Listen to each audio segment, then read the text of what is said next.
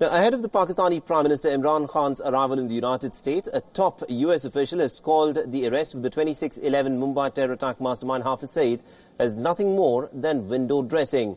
Now, according to media reports, a White House official said that the arrest of Hafiz Saeed is not anything new.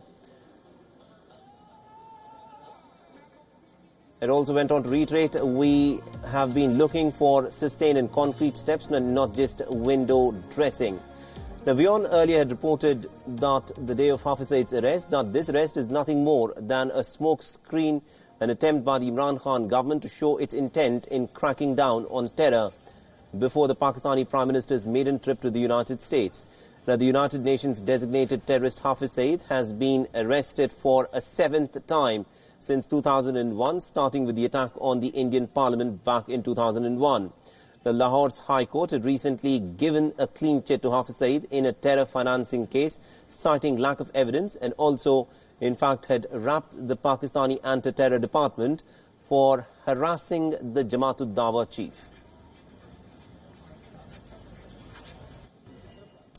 All right, let's now shift our attention to the other big story that we are tracking on WION today, where the United Kingdom has warned Iran of serious consequences if it does not immediately release the British oil tanker that has been captured by it.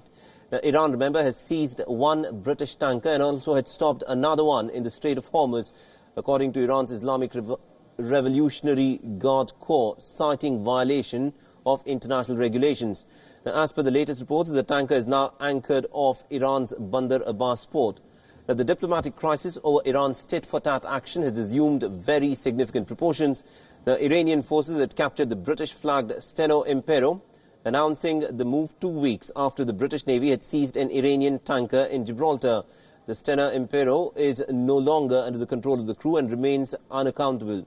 Now, according to a statement from its owner, another oil tanker, the Metzar, which had also been made to change course, has now been allowed to continue on its way and is no longer in Iranian waters. The reports suggest that there are Indians who are on board the ship out of the 23 crew members who have been detained. And the Indian mission in the United Kingdom is presently in touch with the authorities and is trying to ascertain the facts.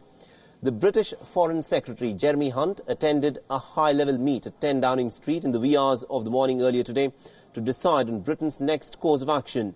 Now, speaking to media before the meeting, Jeremy Hunt, however, has ruled out the possibility of any military action in the foreseeable future.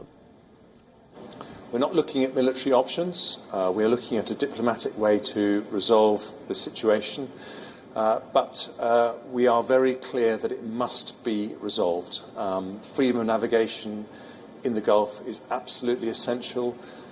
If that freedom of navigation is restricted, Iran is the biggest loser. And so it is in their interest to resolve this situation as quickly as possible. And we will do everything we can to do that. But as I say, there will be serious consequences if we're not able to resolve it quickly. The tensions between the United Kingdom and Iran escalated pretty quickly earlier in the month when British Navy had seized an Iranian tanker which was suspected of breaking European Union sanctions. The United Kingdom suspected that the Iranian tanker had detained on the 4th of July near Gibraltar was carrying oil that was bound for Syria, and in response to the seizure, Iran had threatened to seize a British oil tanker. On the 9th of July, Britain had raised the threat to British shipping in Iranian waters in the Gulf to critical, which is the highest level of the threat perception.